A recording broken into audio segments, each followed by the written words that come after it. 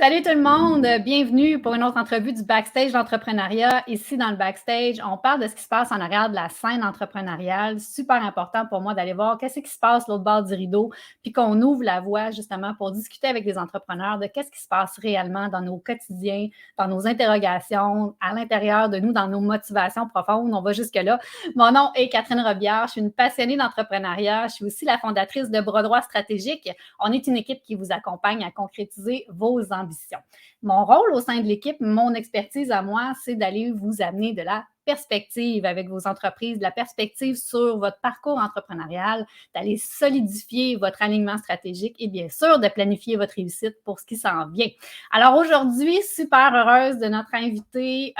Écoute, il a étudié en commerce international. C'est quelqu'un qui a été consultant, vendeur.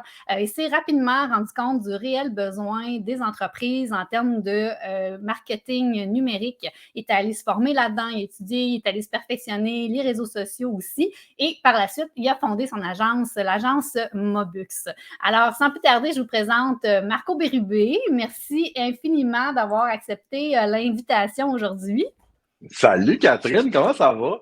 Ça va vraiment bien, vraiment très excitée de te recevoir. Je pense qu'on en a pour la journée à jaser.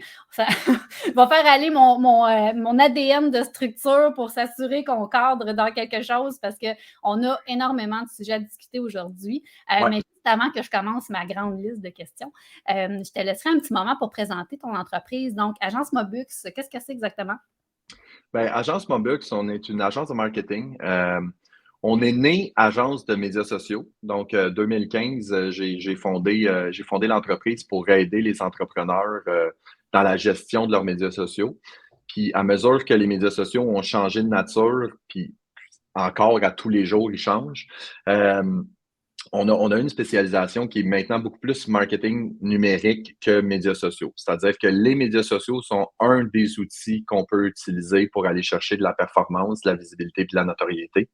Donc, on va parler de la publicité sur Google, des campagnes d'infolettres, de la stratégie sur les différents médias sociaux, du lead gen. Donc, tu sais, vraiment plus large. Puis même que extensionné à ça, ben, on va faire des campagnes qui vont être plus globales. Donc, on peut partir une campagne qui est numérique, puis après ça, on peut la déployer journaux, affichage autobus et tout.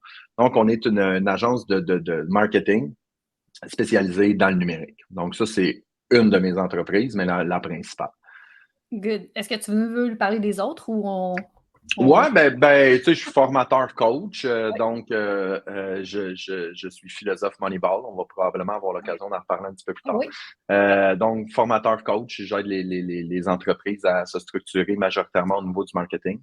Et j'ai une petite agence, dans le fond, qui s'appelle Happy Fox, qu'on a créée l'année passée avec mon directeur de pub, Xavier, où est-ce qu'on fait de la pub Google pour la petite entreprise. Vraiment la PME, là, la petite entreprise qui n'a pas nécessairement le temps, les budgets pour être capable de déployer des grosses campagnes de pub. Donc, on s'est focusé sur le Google Ads parce que reste que c'est le moyen le plus efficace d'aller chercher des clients qui cherchent ton produit maintenant. Là, on va probablement le détailler plus, mais celle-là, j'ai d'autres entreprises, des parts dans différentes entreprises parce que je suis un entrepreneur aux multiples projets. Mais vraiment, là, c'est les deux là, qui occupent la plus grande partie de mon temps. Cool, génial. Puis tu sais, aujourd'hui, on est rentrés en contact ensemble, entre autres à cause d'un appel à tous, en quelque part, que tu as fait la semaine passée Ouais. concernant le mouvement qu'on vit sur les réseaux sociaux. Restez avec nous, ceux qui sont là. Salut. Si vous avez des questions pour nous ou pour Marco, gênez-vous pas. On est vraiment là pour ouvrir le discours sur ces mouvements-là, donc de réseaux sociaux, qu'est-ce qui se passe, comment les utiliser, l'impact que ça a sur les entreprises aussi, qu'est-ce qui fonctionnait, qu'est-ce qui ne fonctionne plus, etc. On en revient là-dessus dans quelques minutes parce que pour moi, c'est quand même important qu'on alloue un peu de temps sur toi, justement. Tu l'as dit, tu as l'entrepreneuriat dans les veines. J'aimerais ça en savoir un petit peu plus sur ton parcours entrepreneurial. On va commencer avec, si tu es d'accord, bien sûr, on va aller là. Oui. On commence avec quelque chose, quand on évoque une facile, quand tu regardes un peu ton parcours, tu dis, entre autres, avec Mobux, là, c'est depuis 2015. Quand tu regardes ton parcours, de quoi tu es le plus fier? Et de quoi je suis le plus fier? Ben, c'est quand même, honnêtement, je pense que c'est facile de répondre. Je te dirais, l'ensemble de l'œuvre. Tu sais, moi, je l'ai toujours dit, là, moi, j'ai toujours été un triangle qui essaie de rentrer dans un carré, là. Tu sais, je vais donner des conférences dans les écoles primaires, secondaires, puis je parle de l'entrepreneuriat qui est beaucoup mieux vu aujourd'hui. À l'époque, c'était ah ouais, Marco, il a pas de vrai job. Tu sais, C'était c'était un peu ça. marginal, oui. Ouais. C'était très marginal. Puis moi, j'ai toujours ressenti que j'étais dans cette vibe-là. Puis tu sais, aujourd'hui, je gagne ma vie. Puis tu sais, je veux dire, je gagne bien ma vie. J'ai 2 enfants, ma blonde. Tu sais, je veux dire, on est capable de faire des voyages, on est capable de profiter de la vie. Puis tout ça grâce à le résultat de mes efforts. Je dis pas que quand tu es employé, ça n'a pas de valeur, mais c'est juste que j'avais une idée, j'avais une vision, j'avais une intuition, parce que ça passe souvent de ça. Puis aujourd'hui, ben, ça fait 8 ans, entre autres, parce que j'ai eu d'autres entreprises. Tu sais, ça fait, je pense, j'ai calculé, c'est ma 15e année en tant qu'entrepreneur. J'ai 40 ans, là. Je veux Ouais. dire, 3/4 de ma vie professionnelle, ça a été à mon compte. Puis il y a une espèce de fierté de dire que, ben, tu sais, moi, je paye mes comptes, je paye ma maison, puis je paye tous mes trucs parce que ce que j'ai créé. Ça part de toi. Mm. Ouais, ouais, fait que c'est vraiment ça. Puis, tu sais, puis simplement de se lever le matin, puis de dire, ben, je m'en vais faire ce que j'aime. Puis la beauté de la chose, c'est que, tu sais, si j'aime pas ça, ben, j'ai la possibilité de changer les choses. Mm. Fait que ça amène, je te dirais que c'est ça, ouais. Oui, puis Là, ben, c'est beau, puis je souhaite qu'il y ait plus d'entrepreneurs qui puissent le ressentir parce que souvent, les gens ne voient même pas tout ce qu'ils ont accompli, sont vraiment focusés sur tout ce qui est devant eux ou tout ce qu'ils ne sont pas capables d'aller mhm. chercher alors qu'ils ont accompli énormément. Puis, je voudrais savoir qu'est-ce qui t'a été le plus utile justement dans ce parcours-là? Euh, J'aurais tendance à dire que moi, je le dis toujours, je suis expert dans rien, mais je suis bon dans tout. J'ai une très, très bonne facilité à m'entourer des bonnes personnes. Mm. Fait que c'est jamais, jamais j'aurais réussi à emmener mon entreprise et mes entreprises où est-ce qu'elles sont aujourd'hui si ça n'avait pas été du support des gens que j'ai autour de moi. Fait que, tu sais, j'ai une équipe absolument extraordinaire qui me permettent justement de rayonner dans ce que je fais de mieux. Fait que ma capacité de m'entourer, et je te dirais aussi tout ce qui est communication. Je suis un très bon vendeur, je suis un bon vulgarisateur et tout. Puis je parlais avec mon gars qui a 16 ans, là, qui va commencer le cégep bientôt et tout. Puis je lui disais, c'est normal que tu ne saches pas ce que tu veux faire plus tard, parce que premièrement, c'est très possible que le travail que tu vas faire plus tard n'existe pas aujourd'hui. Ça, c'est la première chose. Mais j'ai dit, si je peux te donner une chose, va te chercher des outils, puis un des outils que tu peux aller chercher, c'est la communication. Parce que peu importe ce que tu vas faire dans la vie, il va y avoir de la communication impliquée. Puis Mm. j'ai un de mes profs, quand j'étudiais en commerce international, il m'avait dit 50% de votre job, c'est de gérer les gens avec qui vous travaillez. Que ce soit des collègues de travail, des patrons, des employés, des fournisseurs, des clients. Fait que communication est quelque chose qui m'a toujours aidé. Oui, absolument. Bien, justement, je m'en allais te présenter un petit peu comme ça aussi. Dans le fond, on te reconnaît comme leader, comme un bon communicateur, un formateur. Je me demandais, Marco, le patron, parce que veux pas, tu as Mhm. une équipe. Ouais. Comment ça se passe d'avoir Marco comme patron? Ben, c'est pas moi qui peux répondre à cette question-là, mais je suis un. Tu sais, souvent, là, c'est une des problématiques des entrepreneurs, c'est beaucoup des control freaks. Ils veulent tout contrôler, là. Ils veulent tout savoir, ils veulent tout. Moi, je suis complètement l'inverse. Complètement l'inverse. C'est-à-dire, regarde, je t'ai engagé parce que tu es meilleur que moi dans ce domaine-là, je vais te laisser travailler. Puis je raconte souvent l'histoire, puis ça va super bien te résumer. Je veux dire, moi, quand j'ai parti ma business, je pensais pas avoir 8, 9, 10 employés. J'ai jamais pensé ça. J'ai parti comme innocemment, puis la business a grandi. Fait que quand j'ai eu des premiers employés, j'ai été obligé de les encadrer avec les notions que j'avais de patron. Puis la seule relation que j'avais, ben, c'était avec mes enfants. Je dis, c'est moi le boss dans la maison. Tu sais. Je dis souvent à mes enfants, je dis, c'est plate, mais ici, c'est pas une démocratie, c'est une dictature. Fait que t'as pas le choix. Tu sais. On les salue. Fait que mes enfants, de la façon que je fonctionne avec eux autres, c'est super simple. C'est t'as des tâches à accomplir, t'as un standard de qualité, puis t'as un échéancier. Fait que le matin, quand tu te lèves, ben, il faut que tu sois propre, il faut que tu ailles manger, il faut que tu ailles brosser tes dents, il faut que tu ailles fait ton lunch, puis à 7h30, il faut que tu sois dans l'auto. L'ordre dans lequel tu le fais m'importe peu. Tu veux prendre ta douche la veille, le matin, ça ne me dérange pas. Mais est-ce qu'à 7h30, tu es dans le char, puis est-ce que tu as tout fait ce que tu avais à faire au standard de qualité qu'il faut? Parce que, tu sais, Yeah.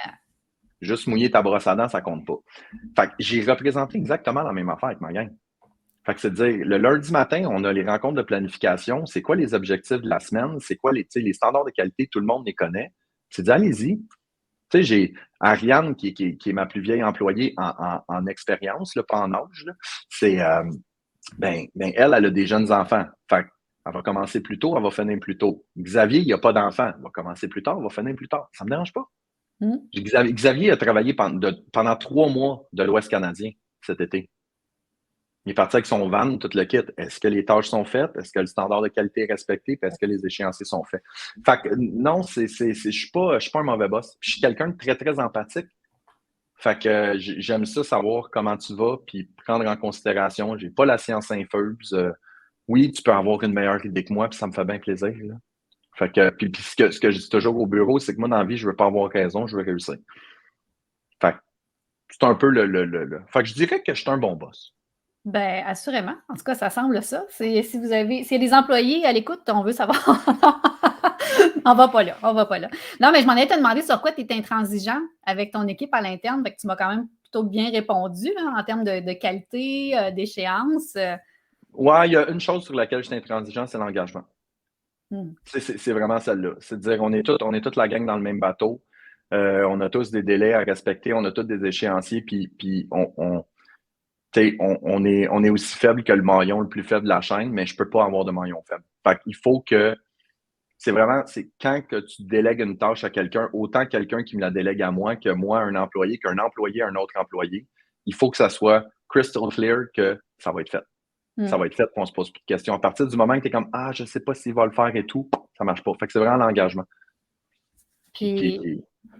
Puis dis-moi, tu sais, on a parlé rapidement en introduction, là, les mouvements des réseaux sociaux, tout ça, on va y revenir. Là. C'est sûr qu'on peut rapidement s'imaginer l'impact que ça a. C'est quand ton domaine est en perpétuelle mouvance, puis que tu n'as pas le contrôle sur les algorithmes, etc. Je me demandais qu'est-ce que ça crée, à quel point ça vient vous affecter à l'interne quand il y a des changements, quand vous voyez peut-être que vos façons de faire est impacté par les changements d'algorithmes, des choses comme ça? Comment ça l'affecte à l'interne dans l'entreprise? Ben, c'est sûr que certain qu'il y a des impacts, mais nous autres, c'est comme vécu au quotidien puis ajusté au quotidien. Fait puis il y a une chose qui est importante, c'est que on est une agence, on est à Belleuil, on n'est pas 300 employés. Fait qu'on a une capacité d'adaptation qui est quand même assez grande. Puis moi, je l'ai toujours voulu comme ça. C'est-à-dire, il n'y a pas une formule. Il y a des méthodes de travail, oui, mais il n'y a pas une formule magique qui s'adresse à tous les clients. Fait que moi, quand j'ai un client qui vient travailler avec nous, on commence toujours par l'identification des besoins. À partir du moment que j'ai identifié tes besoins puis que j'ai identifié tes objectifs, parce que souvent, les besoins puis les objectifs sont complètement à l'opposé, là. Mais là, on est capable de faire un plan en fonction de ces objectifs-là. Fait que j'ai pas de formule qui fait voici ce qu'on va faire puis ça va être de même. Fait on retombe toujours à la table à dessin. C'est-à-dire, un nouveau client, c'est une nouvelle idée, c'est un nouveau concept, c'est une nouvelle. Fait qu'on on le vit quand même pas si mal. La seule chose, c'est que dans les dernières semaines, derniers mois, c'est que là, il y a une espèce de mouvance complète et totale. Là. C'est pas juste nous autres qui est affectés, c'est tout le monde au complet. Ça me fait beaucoup penser à janvier 2018, quand Facebook avait changé l'algorithme, la portée organique des pages, puis qu'on avait passé qu'on avait 30 de nos abonnés qui voyaient tout notre stock de façon naturelle, puis on est tombé à moins de 10 en dedans d'un claquement de doigts. On s'en rappelle. Ça l'a forcé les gens à repenser les stratégies et tout ça. Puis c'est un peu... En réalité, je te dirais que c'est ça la réponse. Je vais te la dire, la réponse, c'est ça. C'est que là, en ce moment, on est au stade où est-ce qu'il y a des gens qui font comme « Aïe, aïe, ça marche plus. Qu'est-ce qu'on fait? » À l'interne, on n'attend pas ça. Ouais. On va attendre que ça marche plus, c'est de dire, ça marche moins bien, on va ajuster. Ça marche moins bien, on va ajuster. Fait qu'on n'a pas nécessairement, j'ai le clash en ce moment parce que les clients potentiels, les clients actuels et tout ça commencent à réaliser que oui, il y a quelque chose qui se passe sur les médias sociaux, puis comment est-ce qu'on fait pour s'ajuster à ça? Puis nous autres, c'est beaucoup plus facile, mais pour les entreprises, les entrepreneurs, c'est une autre paire de manches. Exact. Puis c'est sûr qu'on y revient dans un instant, tu sais. Puis en fait, ce que je me demandais, c'est tu ne sembles pas te laisser impacter, tu sais, en termes de motivation, tu ne sens pas être nécessairement découragé par ça ou. Ben, je vais même y aller à l'inverse. Je veux dire, pour nous, c'est une opportunité incroyable. Mhm. Je veux dire, c'est plate à dire, mais moi, tu sais, je veux dire, je suis un gars qui est super transparent de dire, il y a énormément d'entreprises qui posaient des actions avec des résultats sans en connaître la signification. Et là, du jour au lendemain, ils disent, hey, ça marche plus. Qu'est-ce qu'on fait? Je ne sais pas ce que je faisais, ça marchait. Mais là, ça ne marche plus. Je ne sais pas plus quoi faire. Fait que pour nous, c'est une opportunité incroyable. Des entreprises qui tu sais, il y a la pénurie de main-d'œuvre de dire, on n'a pas les ressources pour être capable de le faire. On faisait quelque chose bric-à-brac, je le mets en parenthèse, ça fonctionnait, puis là, ça ne fonctionne plus. Ben, venez voir des experts. Ouais. Fait que c'est une super de belle opportunité, comme 2018 a été une super de belle opportunité. Fait que, tu regardes, tu vois comment tu te positionnes par rapport à ça, mais moi, tout est une opportunité. Fait que, Non, ben exact. Puis ben, pour moi, c'est vraiment une belle leçon ou un bel exemple de résilience parce que c'est de voir les opportunités dans les épreuves parce qu'il y a beaucoup de gens qui travaillent en médias sociaux qui manquent, tu sais, veulent pas, qui voient ces vagues-là arriver puis qui se découragent parce qu'ils bâtissent des trucs. Puis là, justement, comme tu dis, ils sont moins agiles peut-être dans leur façon de gérer à l'interne. Donc, ils sont plus comme victimes un peu. Mais tout est une question justement de perception. Comment tu vois ça puis comment tu vires ça à ton avantage, tu sais, de voir l'apprentissage possible là-dedans puis de voir l'opportunité de se réinventer à travers tout ça aussi, là, que c'est vraiment, pour moi, tout ça, c'est de la résilience, là, fait que... définitivement. Définitivement. Ouais, Fait good. que, mais tu sais, il y a une chose aussi qui est super importante là-dedans, c'est que, tu sais, il y a une mission d'éducation qui est essentielle, là. Tu sais, puis je parle des entrepreneurs, les agences, les employés, tout ça, parce que des fois, souvent, ce qui arrive, moi, ce que je vois, c'est qu'il y a vraiment un clash entre la gang qui travaille aux médias sociaux et, exemple, la haute direction. Les gens ne comprennent pas ou ne maîtrisent pas complètement la réelle signification, puis l'enjeu, puis comment est-ce qu'on peut utiliser les médias sociaux. Fait qu'il y a un clash entre ce qui est demandé puis ce qui est réaliste. Puis c'est là qu'on se ramasse avec une espèce de problématique de dire, OK, j'ai un boss qui me dit, faut aller sur les médias sociaux, puis il faut réussir à générer des ventes quand ce n'est pas l'objectif premier des consommateurs de médias sociaux. Et à l'inverse, ben, tu ne me donnes pas les budgets pour être capable d'atteindre ces objectifs-là. Fait il y a une espèce de ménage à faire, puis il y a une mission d'éducation, d'essayer de comprendre, parce que les médias sociaux, moi, je dis, ils ont gagné leur lettre de noblesse pendant la COVID. Parce que les gens disent, oh, toi, moi, je ne l'utilise pas tant, puis tout le kit. La journée que tout a fermé, là, mais là, le web, là, il était devenu un essentiel. Fait que là, les gens se sont pitchés sur les médias sociaux. Nouveau, ça commence à fonctionner, ça va bien et tout. Là, ils commencent à avoir un mouvement. Fait qu'il faut revenir à la base. T'sais. Je pense que l'enjeu, c'est ça. Il faut revenir à la base de c'est quoi les médias sociaux puis comment on les utilise correctement. Fait qu'il y a une grosse mission d'éducation, tout ça pour dire. Ben absolument. Puis dis-moi, tu as quand même réussi à bâtir une entreprise avec une belle notoriété, là, l'agence Mobux, ça circule beaucoup. Je veux que tu me parles de Moneyball aussi dans un instant. Est-ce que, qu'est-ce qui s'en vient pour Mobux? Dans ton grand rêve, dans tes ambitions entrepreneuriales, est-ce qu'il y a des projets? Est-ce qu'il y a des partenariats? Est-ce qu'il y a des choses que pour toi, c'est comme, il faut qu'un jour je sois rendu là. Il faut qu'un jour je puisse dire, check, j'ai fait telle chose, par exemple. Hey, tu sais quoi? C'est drôle à dire, là, mais ça a beaucoup changé, hein, parce qu'avec le temps puis avec la sagesse, tu vas me dire, on est en train d'atteindre ce que je veux. Tu sais, il y a un bout où est-ce que je réfléchissais, puis je dis, je veux un bureau à Québec, je veux un bureau à Sherbrooke, je veux 800 employés, puis m'en fous. Pour vrai, je veux dire, j'ai une gang écœurante, on a du fun, on tripe, on travaille sur des projets qui sont super stimulants. Fait que moi, tout ce que je veux, c'est continuer de faire ce qu'on fait là. On rayonne, on aide les entreprises à rayonner. C'est vraiment ça. Moi c'est ma paye, là, tu sais. OK, là, c'est QQ, là, mais c'est ça pareil, là. Moi, de voir une entreprise qui grandit grâce à nos services, qui réussit à engager des employés, puis qui réussit à se payer un bateau, puis qui réussit à...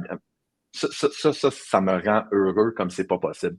Fait que j'ai pas nécessairement des aspirations de dire... tu sais, rendu là, c'est des chiffres, ça. C'est des chiffres d'ego.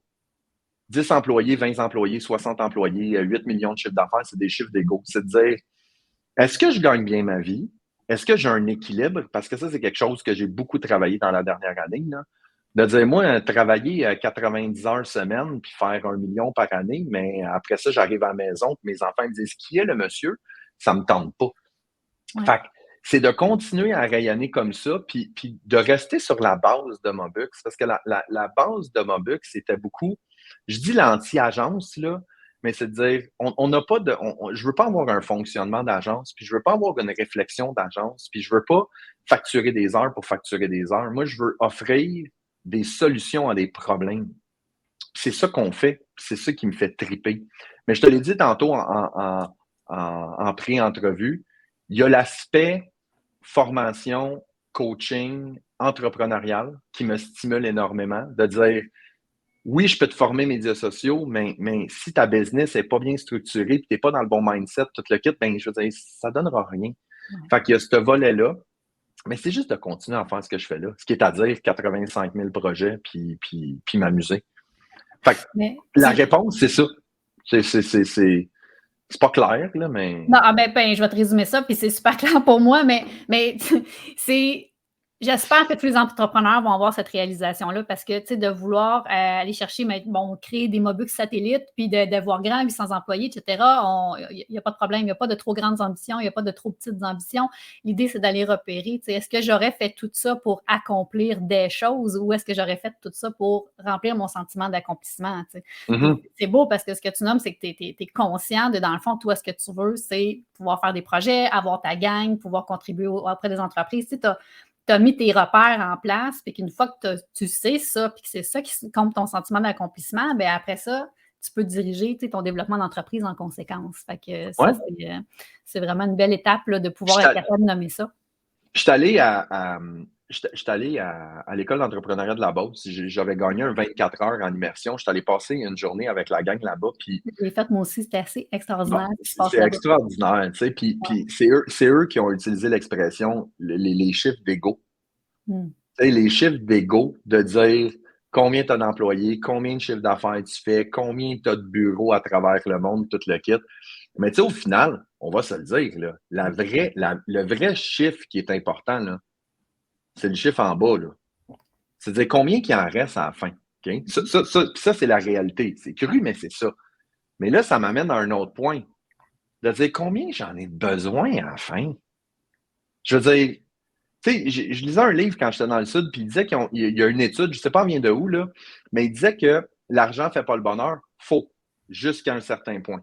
Ouais. Il disait que la courbe de bonheur et de revenus monte de façon égale jusqu'à 75 000.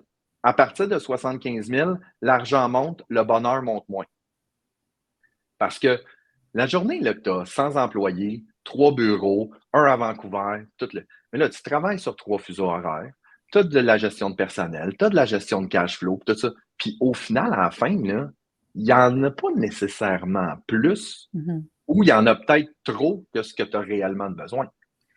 Fait que, c'est-à-dire, j'en ai-tu assez pour. Tu sais, en bout de ligne, moi, ce que je veux, c'est que je veux gagner assez d'argent pour pouvoir m'amuser.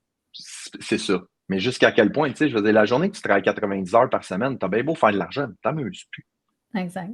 Exact. C'est super important. Puis je pense que ce discours-là est de plus en plus présent auprès des entrepreneurs en démarrage. Je pense qu'ils sont de plus en plus conscients de faire attention parce que c'est sûr que surtout dans la première année de démarrage, on a l'impression qu'on se met le doigt dans le tordeur, là, puis que maintenant on est pris là, puis qu'il faut continuer, puis il faut continuer. Mais non, il y a moyen de passer à travers son parcours entrepreneurial aisément. Puis je vais emmener un autre point là-dessus, c'est que, tu sais, moi, quand je te dis que je suis un triangle dans un carré, tu sais, à l'école, là, mon gars, il est en secondaire 5, il fait son éducation financière. Là. On s'entend, là, le message, c'est finis ton secondaire, va au cégep, va à l'université, trouve-toi une job, aie un enfant, 2 enfants, 2. Parce qu'un, c'est passé, tu vas descendre au moins 2, achète une maison, mets des REER, tout le kit. OK? On y va là-dessus. OK? Mais ça, c'est OK. Il y a des gens qui sont satisfaits là-dedans. Il y a d'autres chemins. Mais c'est la même affaire pour une business. Il y a du monde, là, qui partent en affaires, travailleurs autonomes, je commence à faire mes. Puis on dirait que c'est obligé pour avoir du succès de dire ma business a grossi, je vais engager un employé. Après ça a grossi encore, je vais en engager un deuxième. Mais tu peux être travailleur autonome de chez vous, Absolument. Un employé, tu gères ton horaire, tu n'as pas trop de dépenses, tu n'as pas de stress, tu n'as pas de loyer, puis tu gagnes super bien ta vie. Il n'y a pas. Tu sais, c'est souvent ça qui arrive. C'est hey, toi, qu'est-ce que tu fais? Ben, j'ai mon agence de médias sociaux. Ah, tu as combien d'employés? Ben, je n'ai 8. Ah, t'as-tu un bureau? Ouais, j'ai un bureau dans le vieux. Oui, mais ça change quoi?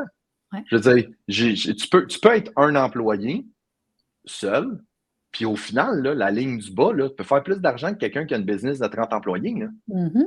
Tu sais, fait Mhm. il n'y a pas de chemin non plus préétabli là-dedans de dire qu'on est obligé d'aller dans la croissance. Non, la profitabilité, oui, Exact. pas la croissance. Pas à tout Exact. prix. Effectivement. Ben, puis ça, oui, effectivement, c'est mon cheval de bataille aussi sur le niveau d'ambition des gens qui, on dirait qu'ils ont comme ils se sentent une obligation d'être ambitieux, mais attends une minute, tu peux déterminer ta propre ambition à toi, c'est quoi? Ah oui. Marco, je vais clore la section un petit Ouais, peu plus, le excuse-moi. segment backstage entrepreneurial sur ton parcours, puis après ça, on se lance sur des réponses par rapport aux réseaux sociaux, puis en tout cas, Yes. du moins, on ouvre la discussion. Je vais terminer là-dessus. J'ai à peu près 12 millions de questions, mais on va y aller avec qu'est-ce que tu auras envie que les gens sachent de toi? Hey, qu'est-ce que les gens aiment? Ben, hey, je sais pas. Que je suis un gars vraiment simple. Je suis un gars qui est très casanier, malgré ce que les gens ils voient, là. Mm. Tu sais, que je fais des podcasts, puis je fais ça, tout ça. Moi, les soirs et les week-ends, là, je veux dire, moi, je suis tranquille à la maison avec ma blonde, avec mes enfants, puis je suis pas un gars de jet set, zéro avec une barre. Là. Moi, des galas, puis mettre des cravates, tout le kit. Fait que je suis un gars, dans le quotidien, je pense que je suis un gars qui est quand même plate. On va Fait mettre ça que, en pub. Marco ouais, Bérubé, un gars plate. un gars plate. Mais efficace, c'est différent. Mais efficace, j'adore ça. Good. Hey, merci beaucoup pour ce segment un petit peu Ah, plus hey, j'ai trouvé, personnel. j'ai trouvé quelque chose de super intéressant que je devrais dire. Oui, Le micro est à toi. ouais, je suis sobre depuis 3 ans et demi, Yes. presque 4 ans. Fait que ça, ça vient de me revenir. Ouais, j'ai arrêté de boire en février 2019. Puis c'est ça. Fait que c'était pas une décision c'était pas suite à une problématique ou j'ai pogné le champ avec mon char et tout. C'est juste, je faisais une introspection de qu'est-ce que je peux faire pour améliorer mon bien-être, ma vie et tout ça. Décidé d'arrêter de boire pendant un mois. Puis tu sais, j'étais un buveur qui était, on est dans le marketing, il y a toujours des événements, il y a toujours des ci, il y a toujours des sons. On dirait qu'il y a toujours une bonne occasion ou une mauvaise occasion de prendre un verre. Puis j'ai arrêté pour un mois. Un mois est devenu deux est devenu bientôt 4 ans. Fait que Wow. sobre. C'est ça. Je pense que c'est ça qui est intéressant. Félicitations. Moi, je dis souvent que l'entrepreneuriat, c'est la plus grande école de développement personnel. Fait Oh, que, que va oui. savoir si l'entrepreneuriat a eu un rôle à jouer dans ta décision et ton parcours de Ah, définitivement. développement. Ouais. Définitivement. Je veux dire, on était en début d'année, renouvellement des ententes, beaucoup de mandats, beaucoup de stress. Puis là, c'est là que souvent les mauvaises habitudes arrivent. Tu dors pas assez, tu prends de l'alcool pour te libérer du stress, tu manges mal et tout ça. Puis moi, je dis toujours, tu fais partie du problème ou tu fais partie de la solution. Fait que j'ai dit, bon, mais qu'est-ce que je peux changer, moi, dans ma vie pour être capable d'améliorer ça?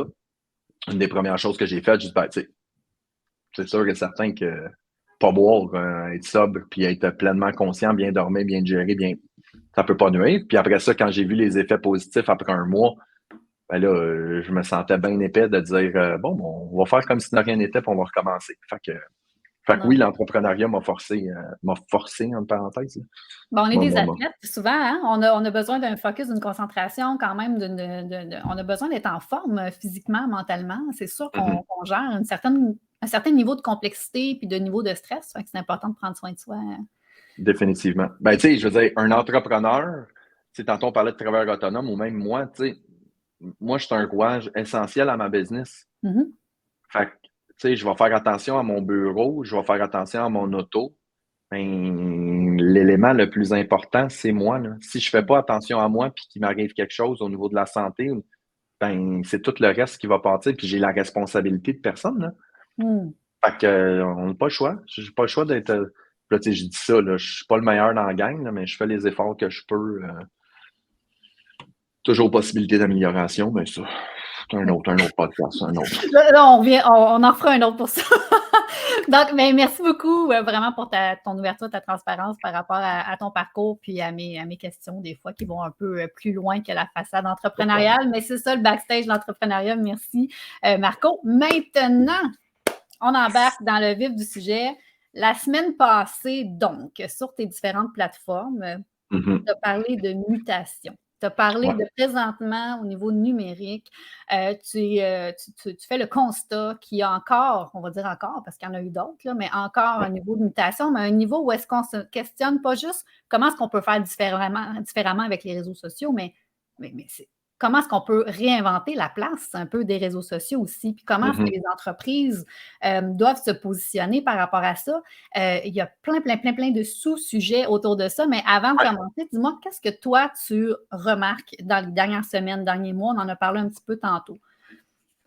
Bien, ce que je remarque, parce que j'ai réfléchi à ça suite à notre discussion, puis dire, je réfléchissais, puis mon constat, puis on s'entend, là, c'est une opinion bien personnelle, c'est que on parlait de janvier 2018, Facebook, Instagram, ils ont changé les règles du jeu. OK? Donc, en changeant les règles du jeu, les gens, ils ont dû réapprendre à jouer. Et là, mon constat, c'est qu'en 2022, les règles du jeu n'ont pas nécessairement changé beaucoup, mais les gens ne jouent plus de la bonne façon. Fait que c'est vraiment ça mon constat.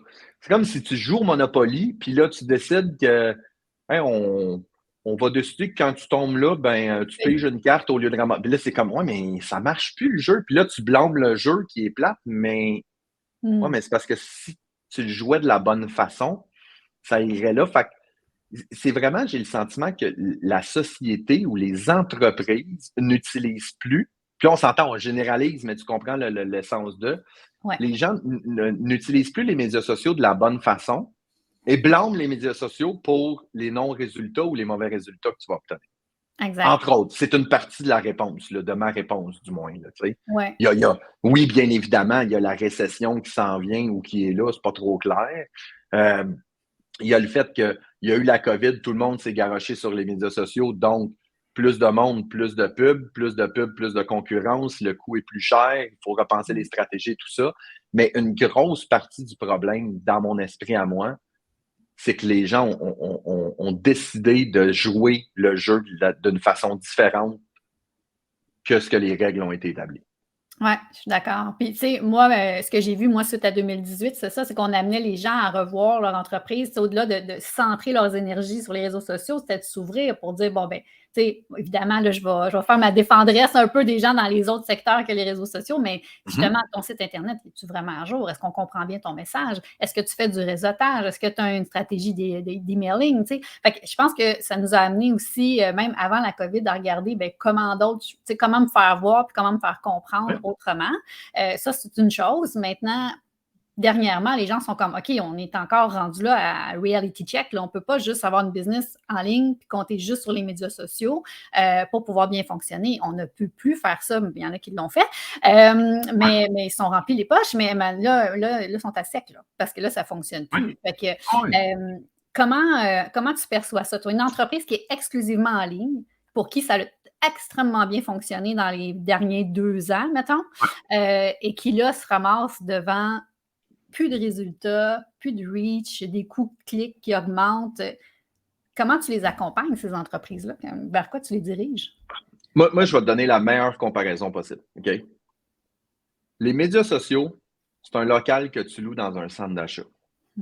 OK? Fait que tu loues ton local dans ton centre d'achat. Tant qu'il y a du trafic dans le centre d'achat, you're good. OK? Mais la journée qu'il n'y a plus de monde qui vient au centre d'achat, là, pour une raison X, Y, Z, donc ça n'a pas d'importance, là. OK? Il y a une tempête de neige ou la rue est bloquée ou le centre d'achat est juste plus intéressant et tout ça. Mais là, tu es dans le trouble parce que tu dépends du trafic de quelqu'un d'autre. OK? Fait que c'est un peu ça qui est arrivé. C'est que là, les gens, ils étaient dans leur local de centre d'achat. Ça roulait, ça va bien. Puis là, un moment donné, ils font comme, ah, mais là, il n'y a plus personne. Là, ils vont blâmer le centre d'achat. Oui, mais c'est peut-être juste que tu avais d'autres actions à faire avant. Puis oui, il va falloir que tu payes de la pub, mais il va falloir que tu payes de la pub pour dire au monde, venez au centre d'achat. Puis là, quand ils vont au centre d'achat, ça se peut qu'ils n'aillent pas chez vous. Là, Fait il y a eu, puis tu sais, soit dit en passant, moi, depuis que je suis parti en affaires, ma source de développement puis de biz dev là, principale, c'est le bouche à oreille. Là. Ouais. Je veux dire, ça va toujours rester ça. Ouais. Moi, les médias sociaux, c'est une plateforme de diffusion où est-ce que je peux étendre mon message pour qu'il y ait des gens qui me rencontrent et qui soient capables de le faire.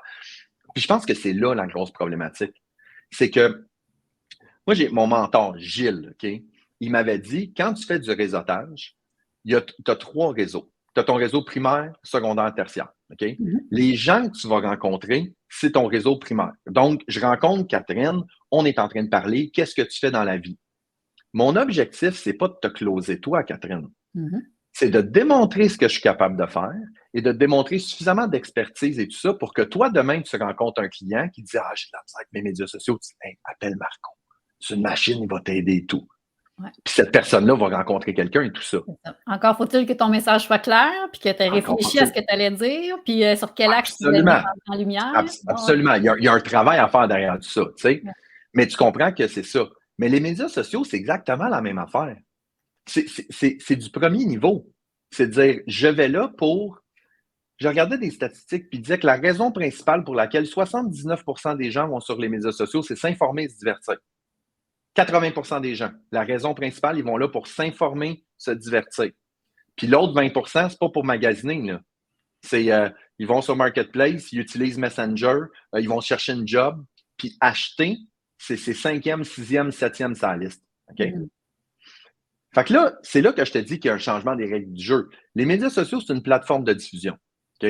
C'est fait pour être vu, c'est fait pour être connu, et par dommage collatéral, ça va amener des ventes, ça va amener du trafic, ça va amener des opportunités.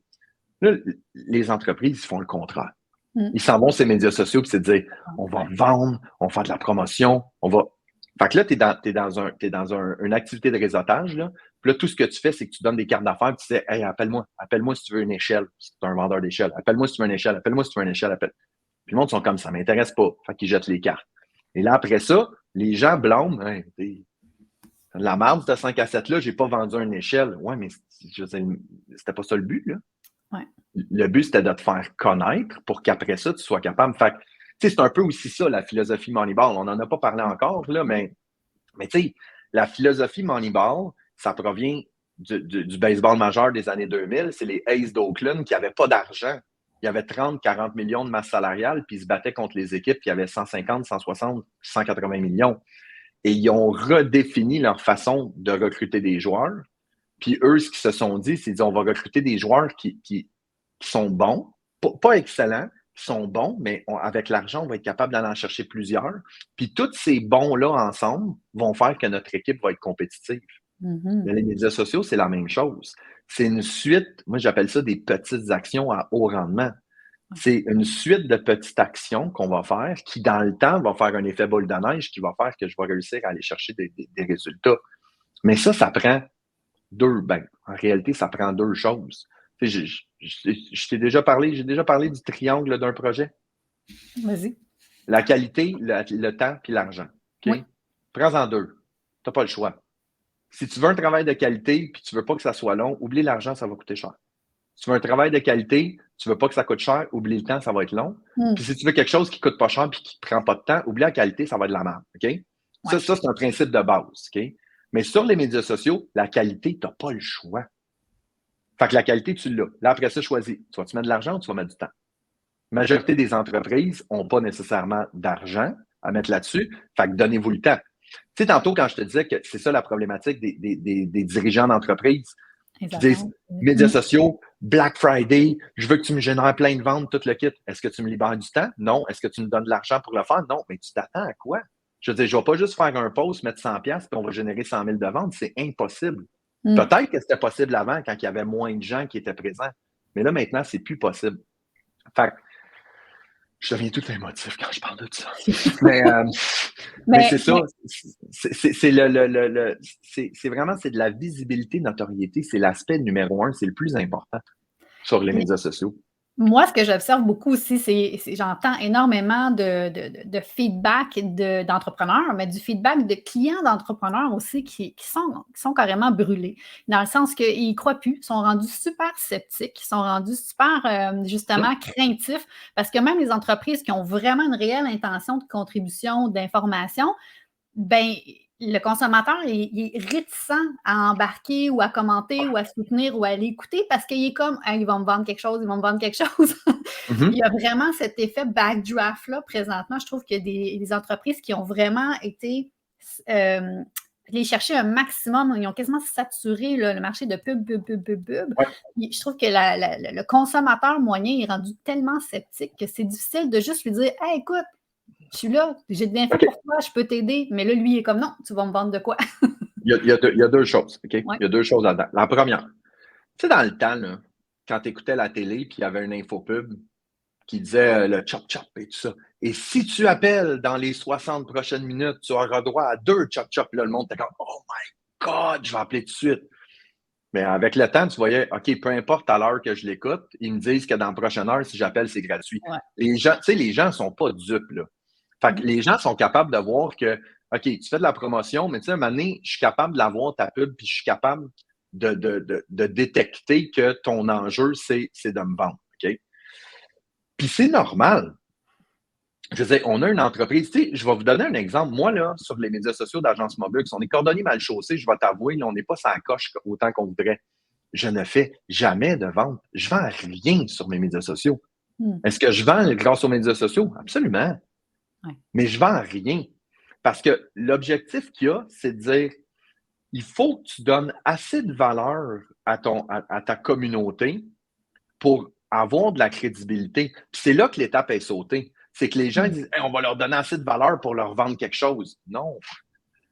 Il faut que tu leur donnes assez de valeur pour avoir une crédibilité qui vont faire qu'ils ont envie d'acheter tes affaires. Yes. Il y a un processus derrière tout ça. C'est que là, il y a des étapes qui sont sautées. C'est-à-dire, tu joues à Monopoly, tu arrives sur la première case, tu dis OK, je vais l'acheter, je vais mettre 5 maisons, je vais mettre un hôtel. Non. Il faut le faire par étapes, tu n'as pas le choix. Fait que c'est ça qui commence à bouger beaucoup, c'est que non seulement les entreprises vont sur les médias sociaux dans un objectif primaire et principal de vendre, et quand ils donnent de la valeur, c'est de la valeur qui est futile parce que c'est de la valeur qui est donnée dans le but de vendre. Fait que c'est le processus qui doit être refait, puis ça, le processus que ça implique, mais ça va prendre du temps, puis il va falloir que je mette de l'argent, puis il va falloir que je sois patient.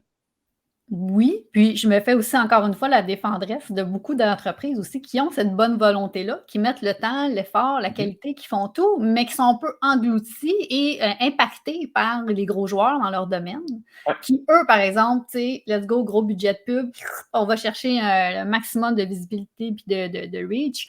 Ça, c'est l'autre chose. Selon toi, parce qu'il y a toutes sortes de rumeurs. Là. Selon toi, est-ce que Facebook vraiment va tirer la plug sur le fait que les grosses entreprises vont mettre. Est-ce qu'il y aura un jour plus de publicité pour les compagnies sur Facebook? C'est sûr que non. Il va toujours en avoir. C'est 100% de leur revenu. Ouais. Je veux dire, ils vivent et ils meurent avec la publicité. Mais ça, as-tu vu, ça, c'est une autre affaire. C'est une question d'éducation aussi. C'est que moi, je le dis toujours, il n'y a pas de mauvais budget de pub, il y a juste des mauvaises audiences. OK? Puis là, embarque avec moi parce que tu vas voir, ça va être OK. Quand je te dis que les entreprises, ils font des trucs, puis on essaye de quoi, puis on espère. Je vais faire une promotion, je vais mettre 100$, je vais booster ça. Je ne sais pas vraiment quelle audience j'ai faite, j'ai réussi à faire des ventes. OK. Non, c'est plus ça maintenant. La beauté de Facebook, ce qui est son gros problème, ce qui est son gros avantage, c'est qu'il y a des capacités de ciblage qui sont absolument écœurantes. Tu peux cibler là, de façon tellement précise, là. Mais l'affaire, c'est que pour pouvoir cibler de façon précise, il faut que toi, tu définisses c'est qui tu veux comme audience. Puis la meilleure façon de définir qui tu veux comme audience, ben, c'est de créer du contenu pour l'audience que tu veux, qui vont interagir avec ton contenu. Puis après ça, tu vas être capable de les garder captifs et de leur donner du contenu. Fait que moi, il y a un gros qui arrive, là, une grosse agence de ce monde qui commence à faire de la pub, tout le kit, puis à pitcher du stock. Mais ils n'ont quand même pas les 1200 courriels que moi j'ai amassés par les années de gens que je peux contacter directement. Je peux prendre ces 1200 personnes-là, je peux en faire une audience sur Facebook de monde qui me connaissent, qui me reconnaissent, qui ont déjà suivi mes formations, mes conférences. Fait que le gros joueur peut bien dépenser 10 000 par mois s'il veut, mais moi, je vais être capable d'atteindre ma gang que j'ai travaillé pour développer une relation avec eux autres.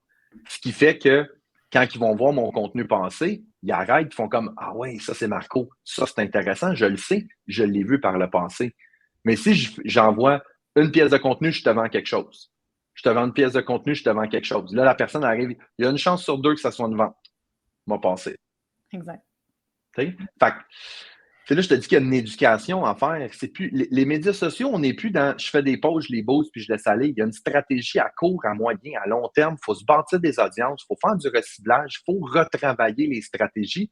Puis il faut s'assurer que, moi j'appelle ça l'écosystème, que tout se parle. Quand tu fais des activités de réseautage, quand tu fais des formations, quand tu fais de l'infolettre, quand tu fais du Google Ads, quand il y a du monde qui vont sur ton site web, on est en 2022, tout ça peut se parler. Oui, là, tu me rejoins beaucoup, tu sais, de faire le travail en amont, d'aller Ouais. faire cette réflexion-là pour dire, ben, où est-ce que je veux m'en aller ultimement, puis comment est-ce que tout peut découler justement sur mes réseaux sociaux, puis de faire en sorte qu'un effort puisse être diffusé à différents endroits, puisse résonner de la bonne façon aussi, puis de faire la Absolument. réflexion d'avant. D'ailleurs, j'adore ton background présentement parce que tu as mon bureau de rêve présentement, donc des grands tableaux, des calendriers. Je veux dire, il faut porter attention à ça. Les gens, souvent, ils font « Oh, c'est des coups d'épée dans l'eau, les réseaux sociaux. Je me brûle avec ça. Quand j'ai de l'énergie, je mets du temps là-dessus. » Non, c'est ça. C'est vraiment, encore aujourd'hui, malgré les mouvements, je pense que tu vas être d'accord avec moi, la stratégie, donc de prendre le recul et de faire une stratégie des réseaux sociaux, c'est la meilleure arme contre tous les mouvements d'algorithmes et compagnie. Définitivement. Tu sais, moi la conférence que je donne, la formation que je donne le plus dans une année, c'est comment faire ton plan d'action sur les médias sociaux. Ça dure, je la fais en 1 heure et demie, en 3 heures, en 8 heures, en 40 heures, ça dépend, on peut juste y aller plus en profondeur. Et pas une fois, on va sur Facebook puis on va sur Instagram pour programmer des posts ou quoi que ce soit. On est dans la réflexion. Moi, je le dis toujours, les médias sociaux, puis je pense que c'est une partie du problème aussi, c'est 90% préparation, 10% action. Et là, les gens sont dans le 10% d'action, mais ils s'attendent à 100% du résultat. Yes. Fait que c'est là qu'il y a un clash, c'est de dire pourquoi tu publies, à qui tu veux t'adresser. Tu sais, moi, quand tu finis ma formation, là, je dis aux gens, avant de publier, tu as 5 questions à répondre avant de faire un post. Puis le monde sont comme ah ouais, c'est quoi ton objectif? Tu sais, pourquoi tu fais cette publication-là? Comment tu vas savoir que ta publication a fonctionné? À qui tu t'adresses? C'est quoi ton pilier de contenu que tu vas faire? Puis quel angle tu vas utiliser? Tu sais, mais les gens sont comme ah, je vais faire un post, je vais mettre 50$, puis that's it. Non. Il y a une réflexion, puis il y a du réflexion sur du moyen long terme. Fait il y a beaucoup d'opportunités, il y a beaucoup de travail à faire, ce qui revient à ce que tu disais tantôt. Ça ne m'inquiète pas. Ça m'excite parce que je le vois qu'il y a beaucoup d'entreprises qui essayaient une technique. Là, il n'y a plus de monde dans le centre d'achat. Là. Fait que là, c'est de dire, OK, qu'est-ce que je fais puis comment est-ce que je fais pour driver du trafic? Le prochain challenge, ouais. Ouais. Je veux juste saluer, parce que mine de rien, nous, on est partis dans le sujet, mais je veux juste saluer ceux qui écoutent. Puis, il y a quelques commentaires comme ça. Oui, on vous salue. Puis, on a une question ici de savoir si vous cherchez toujours des collaborateurs, communication, marketing. J'imagine que… Toujours, on est toujours à la recherche. Je le dis, j'ai une belle équipe. J'ai une belle équipe qui est soudée, qui est là depuis longtemps et tout. Mais on a toujours des collaborateurs. Mais j'aime ça avoir une structure en ballon, là, de dire, il y a plus de mandats, on est capable d'amener des collaborateurs et tout. Mais oui, définitivement que toujours à. Puis des fois, ce que j'aime, c'est que j'ai des collaborateurs qui peuvent avoir des champs d'expertise différents, des axes différents, des plateformes différentes. Fait que oui, c'est toujours quelque chose qui peut être intéressant. C'est bon. Puis, un autre aspect que je voulais qu'on jase, si tu me permets, on peut continuer? On y va tant que tu veux. Moi, je reviens un peu à ce que moi je vis puis ce que j'entends, c'est beaucoup d'entrepreneurs déstabilisés. Beaucoup d'entrepreneurs qui ont de la difficulté à jongler avec leur développement d'affaires, revoir leur offre, la tarification, les réseaux sociaux. Bon, il y a différents chapeaux aussi, patron, pas de patron. Les entrepreneurs struggle avec beaucoup, beaucoup, beaucoup de choses à gérer. Et les réseaux sociaux, c'est ce que j'entends le plus comme étant le poids sur les épaules. Les réseaux sociaux, c'est le stress, c'est l'angoisse. J'entends beaucoup, c'est débousselant, c'est désarmant. C'est comme un gros monstre qui menace constamment. Alors que c'est ça peut être le meilleur allié aussi. tu parles de stratégie emailing, OK? Là, je vais te mettre dans une situation parce que je l'entends vraiment beaucoup. Quelqu'un qui n'a pas 1200 personnes dans sa liste de courriels et qui se dit « Je comprends maintenant que les réseaux sociaux, ce ne sera pas juste ça, mon entreprise, et donc, je vais aller augmenter ma stratégie emailing. » Ça reste qu'il faut qu'il utilise, lui, dans sa tête, il faut qu'il utilise les réseaux sociaux pour aller chercher des courriels. On se retrouve un peu dans la même boucle de sentiments de cul-de-sac. Moi, je l'entends beaucoup aussi, celle-là. Comment tu donnes espoir aux entrepreneurs qui veulent bien gérer puis implémenter les réseaux sociaux, mais qui en ont beaucoup à gérer, puis c'est un monde en soi, c'est un métier en soi. Ouais. OK. Ben, triangle d'un projet. Ouais. Choisis le temps ou choisis l'argent. Tu ne pourras pas avoir les deux. Si tu as de l'argent, tu peux engager une agence, tu peux. Ben, puis même, je veux dire, tu peux travailler avec une agence sans que ça te coûte les yeux de la tête et tout. Mais c'est de dire, choisis-en deux. Je veux dire, moi, j'ai 1200 courriels. OK, mais ça fait 8 ans que je ramasse, là. Ouais. J'en avais pas 1200 à l'an 1. J'ai commencé par 1, puis par 2, puis par 3, puis par 4, puis après ça, on a monté à 10, puis à 100. C'est que ça, c'est aussi le gros problème des médias sociaux. C'est qu'on est dans l'instantanéité. Je veux dire, les gens, ils pensent que, voici les 8 trucs pour générer 10 000 $ par mois en 90 jours. Non, ça prend du temps, ça prend de l'énergie et tout. Je vais te faire la meilleure comparaison possible, là. C'est comme de la cuisine. Moi, je rêve. Moi, je dis que je veux être le Ricardo des médias sociaux, OK? Mais c'est comme la cuisine, OK? C'est, arrive chez vous, ouvre le frigo, puis dis, s'il n'y a rien à manger, il n'y a jamais rien à manger ici. Oui, je suis d'accord, OK, il n'y a rien à manger. Si tu es un chef, exemple ma blonde, pas moi, ben, elle est capable de dire, hey, je vais prendre ça, je vais prendre ça, je vais prendre ça, on va faire quelque chose d'écœurant. La majorité des gens ne sont pas des chefs. Fait qu'est-ce que tu vas faire? Ben, tu vas te planifier, puis tu vas te structurer, puis tu vas dire, ben, on va prendre une recette, on va aller à l'épicerie, on va acheter le stock, puis on va la faire. Puis on va commencer avec une recette simple, tu sais. Mais c'est la même affaire. C'est juste que les gens, ils veulent avoir le succès instantané. Ils veulent pas prendre le temps de faire les choses. Ils veulent pas atteindre les objectifs un après l'autre. Ils veulent tout de suite avoir 2000 courriels. Ouais, mais il faut que tu commences. Il faut que tu commences au départ. Fait que oui, les infolettes, c'est une bonne chose. Puis les médias sociaux, c'est une bonne chose. Puis le site web, c'est une bonne chose et tout. Mais souvent, ce qui arrive, c'est que c'est des vases, on travaille vertical. C'est-à-dire, je m'occupe de mon infolette, je m'occupe de mon site web, je m'occupe de mon réseautage. La journée que tout ça est ensemble, là, tu commences à avoir du plaisir parce que ce que tu vas faire sur les médias sociaux va te permettre d'aller chercher des courriels, qui va te permettre de prendre ton article de blog pour pouvoir mettre dans ton infolette. Et là, tu commences à jouer avec tout ça. Puis l'autre chose que je voulais dire, tu as fait la description des médias sociaux, là, puis tu as dit, les gens, ils trouvent ça déstabilisant. Ils trouvent ça difficile de trouver le temps. Ils ont le sentiment qu'ils ne maîtrisent pas tout ça. Ils ont peur des impacts que ça peut avoir. OK? Ouais. Mets tout ça ensemble, OK? Sais-tu c'est quoi ça? La même définition dans une business. C'est quoi? La comptabilité. Ouais. OK? Tu es d'accord avec moi? Absolument. C'est déstabilisant, je ne sais pas comment faire, ça me fait capoter tout le kit. Qu'est-ce que les gens ils font avec la comptabilité? Ils l'outsourcent. C'est inévitable. Là. Je veux dire, tu te dis pas, c'est-tu quoi, moi essayer. Moi essayer. Là, moi, essayer de faire mes TPS, TVQ, mes T4, puis je vais essayer. Moi, oui, mais... Non, mais il y en a qui vont le faire. Mais la grande majorité des gens, ils font comme, hey, oublie ça, je ne m'embarque pas là-dedans. Mais les médias sociaux, c'est la même affaire.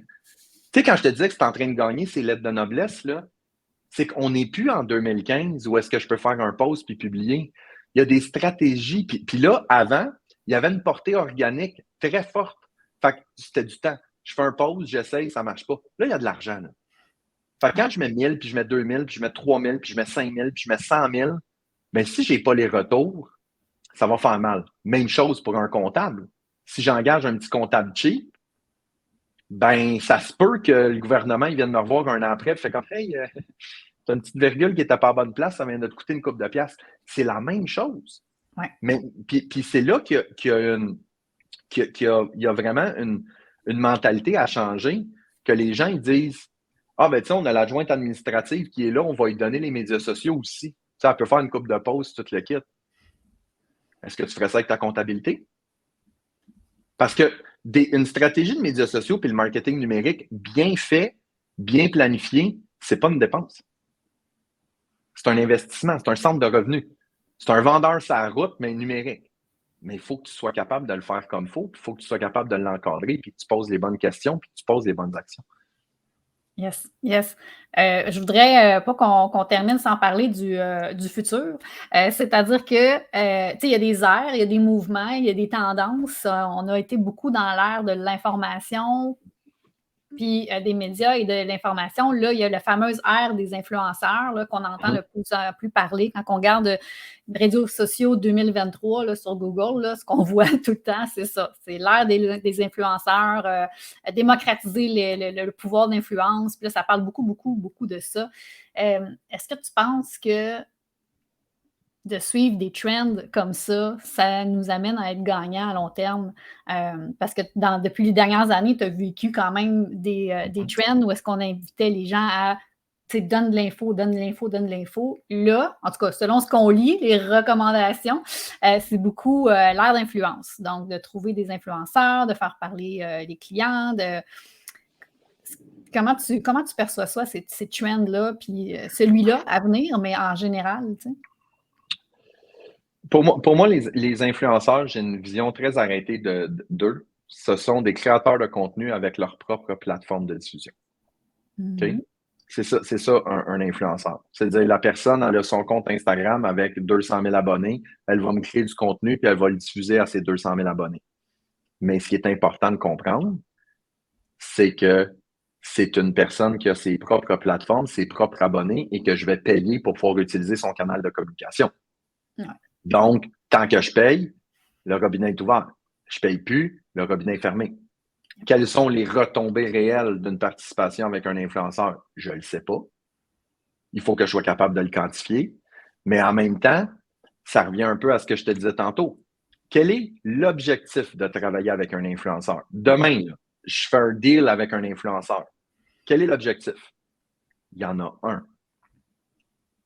Je veux rejoindre cette audience-là pour que cette audience-là achète mes affaires. Ouais. OK? Fait on revient, on essaie de changer les règles du jeu. J'essaie de bypasser les règles du jeu. Là. Si je travaille avec un influenceur, qu'on transmet du savoir, qu'on a du fun, puis qu'on fait des collaborations ensemble et tout ça, et qu'un résultat est que, good. Mais c'est pas ça une relation d'influenceur. Les gens travaillent avec des influenceurs pour profiter de leur réseau pour pouvoir vendre leur bébelle. Ouais. C'est ça la relation influenceur. Est-ce que je dis que ça vaut pas la peine? Absolument pas. Est-ce que dans une stratégie de marketing numérique, on peut avoir des campagnes d'influence? Absolument. Ça doit être réfléchi, ça doit être planifié, puis ça doit être dans une structure logique dans le parcours du consommateur. Je fais rien sur mes médias sociaux, puis tout le kit, puis je vais faire une collabo avec un influenceur pour le Black Friday où est-ce qu'il va donner un code promo. Est-ce que tu peux avoir des résultats? Oui. Est-ce que c'est des résultats qui vont être bons à long terme? Non. Ouais. Ben, du moins de mon opinion, là. Je veux dire, comme encore une fois, j'ai pas la science infuse et tout, mais c'est que les médias sociaux demandent de la planification, de la stratégie et de l'analyse. On est rendu là en 2022. Yes. Tu peux plus juste donner des coups à gauche puis à droite puis espérer qu'il y ait des résultats. Il faut qu'il y ait une stratégie, il faut que ça soit établi. Puis, plus important encore, on n'en a même pas parlé, c'est probablement un des aspects les plus importants et les plus banalisés.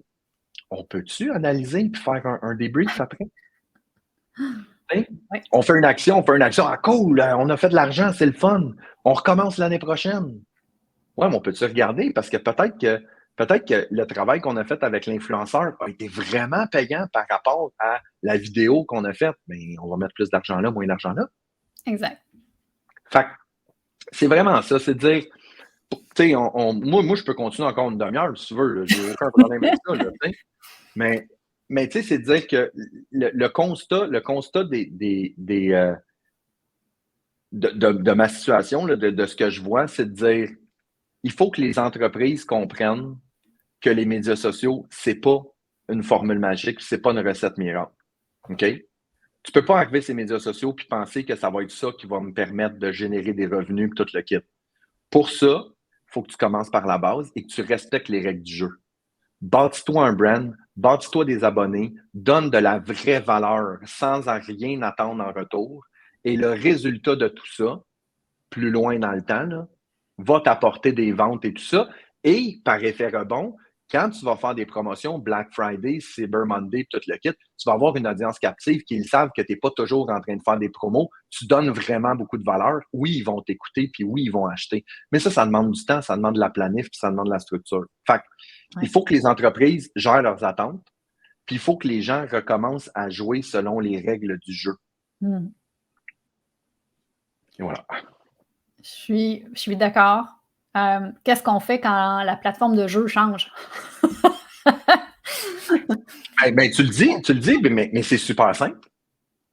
Quand la plateforme de jeu change, tu relis les règles, tu réapprends les règles, ou tu t'entoures de gens qui connaissent les nouvelles règles, ou pas qui les connaissent, mais qui les maîtrisent un peu, puis tu t'ajustes. Il n'y a pas de formule magique. Je veux dire, nous, on le fait. Je veux dire, ils changent les règles, ils changent l'algorithme. Il y a une nouvelle plateforme qui vient d'arriver. Il y a TikTok qui vient d'arriver. Il y a Twitter qui est en train de battre de l'aile et tout ça. Qu'est-ce que tu fais? Voici les nouvelles règles du jeu. On y va. Mais je veux dire, les règles des médias sociaux, ils n'ont pas changé du jour au lendemain, là. Puis ils ne changent pas encore du jour au lendemain. Il y a des nouveaux paramètres qui se rajoutent. Mais je veux dire, il faut juste le comprendre. Sauf que si on essaie de changer la nature du jeu, si tu joues à Monopoly comme si tu jouais à Clou, c'est sûr et certain que tu n'y arrives pas. T'sais? Mais si je te dis, hey, sais-tu quoi, à partir de maintenant, là, Monopoly, quand tu lances ton dé, tu fais des bons de 2 au lieu de faire des bons de 1. OK, on est capable de s'ajuster à ça. Fait que c'est vraiment juste dans l'analyse et tout, puis d'arrêter de penser que c'est une formule magique et de penser que n'importe qui peut y aller, puis n'importe qui peut réussir. Puis on s'entend, là, je veux juste prendre 30 secondes. Mon objectif, là, c'est pas de dire « Oh, vous ne serez jamais capable du seul, puis vous devez absolument travailler avec une agence et tout. Non, les sources d'information, il y en a plein. Vous n'avez pas besoin de travailler avec une agence, là. Mais il faut juste que vous ayez la conscience de dire « Si je veux réussir, il faut que je planifie, que je structure et que je fasse les choses correctement avec des attentes réalistes. » Absolument. De prendre le temps de faire un bilan, de prendre le recul, de regarder qu'est-ce qui s'est passé, qu'est-ce qui a bien fonctionné, de regarder ses chiffres. Effectivement, c'est ça. Puis c'est là où je dis que l'entrepreneur doit s'adapter puis moduler parce que c'est rendu, effectivement, c'est un incontournable, là. C'est quelqu'un qui n'est pas sur les réseaux sociaux présentement, perd une opportunité incroyable de se faire voir, de se faire entendre, de se faire connaître. Cela dit, c'est rendu quand même une grosse annexe de l'entreprise. Donc, pourquoi ne pas justement aller s'ouvrir vers qui est-ce qui peut nous aider là-dedans, mais développer aussi en même temps ses propres skills de qu'est-ce que je peux faire, moi, en termes de stratégie. C'est pas voué à tout le monde là, de gagner en hauteur sur toutes les opérations puis d'apprendre là-dedans, mais il y a certainement des choses qu'on peut apprendre de tout ça. Fait que ça, c'est génial. Là. Absolument. Tu peux apprendre à le faire, tu peux apprendre à le comprendre, puis pour tes employés ou pour de la sous-traitance, mais tu sais, moi, c'est une fenêtre d'opportunité incroyable. On est en pénurie de main-d'œuvre partout, là. C'est-à-dire, tout ce que tu peux outsourcer, là, fais-le. Ouais. Puis, tu sais, je veux dire, tu as une expertise qui est là, tu as un service qui est là, tu as à payer la facture, oui, bien évidemment, mais comme tu l'aurais avec un employé, mais c'est juste de te poser les bonnes questions, puis juste de réaliser que en 2022, les réseaux sociaux sont devenus une science. C'est juste de s'entourer des bonnes personnes puis d'aller chercher toutes les données pour être capable d'être efficace. Super. Merci énormément, Marco. C'est un réel plaisir. Effectivement, en parler très, très, très longtemps, mais en gros, moi, je retiens effectivement de bien comprendre les règles du jeu, de jouer la game dans le bon sens. Effectivement, puis mon Dieu, on espère que ce message-là va se rendre aussi parce qu'on est, je pense, responsable de notre propre utilisation des réseaux sociaux, chacun de nous, mais il y a aussi collectivement de la façon qu'on consomme les réseaux sociaux, de la façon qu'on les utilise. Il y a quand même une notion aussi de collectivité là-dedans. Alors, on lance le message pour que tout le monde se mette à jour dans les vraies règles du jeu, où est-ce qu'on est rendu avec ça. Puis pour s'aider aussi, parce que je pense que plus les grands joueurs aussi vont suivre les règles, plus ça va aider les plus petits joueurs à tirer leur épingle du jeu, on peut dire ça comme ça. Hein? Absolument. Good. Ah ben merci énormément, Marco. On invite évidemment les gens à aller suivre ton agence et toi-même sur les différentes plateformes, les différents réseaux. Je vais mettre des liens dans les commentaires, bien sûr, pour ceux qui ont envie de te suivre puis d'aller en savoir plus, évidemment, sur toi, ton équipe, tes services aussi. Puis moi, j'invite les gens aussi qui ont envie d'ouvrir ce discours-là sur qu'est-ce qui se passe en arrière de la scène entrepreneuriale puis qu'on échange dans le groupe, évidemment, privé du Backstage de l'entrepreneuriat. Je vous invite, les liens seront en commentaire aussi. On salue Cynthia, Geneviève, Andréane, entre autres, rapidement, que j'ai vu passer, et toutes les autres qui seront en rediffusion. Alors, merci Marco, je te laisse aller. Saluera ton équipe et tes enfants en dictature de notre part. Sûrement. Bye bye, bonne journée. Bye, salut. Merci tout le monde d'avoir été là. Donc, soyez là. Une prochaine entrevue s'en vient au retour des fêtes pour le Backstage Entrepreneuriat. À très bientôt. Salut.